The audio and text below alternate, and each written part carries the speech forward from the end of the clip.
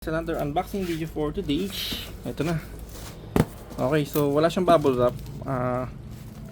Naka-cover lang siya ng black plastic. Siyempre may label, andito yung label. Anyway, buksan na po natin siya. Para mas ma-check natin kung tama yung ating pinadala sa atin.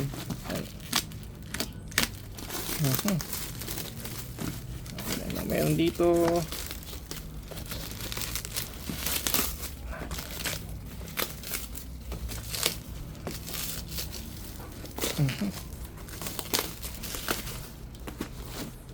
Okay, so eto na.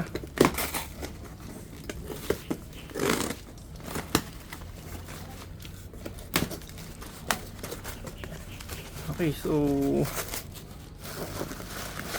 yung ating items, guys, yung ating resibo ito, no, pero yung mismo ating items ay ito.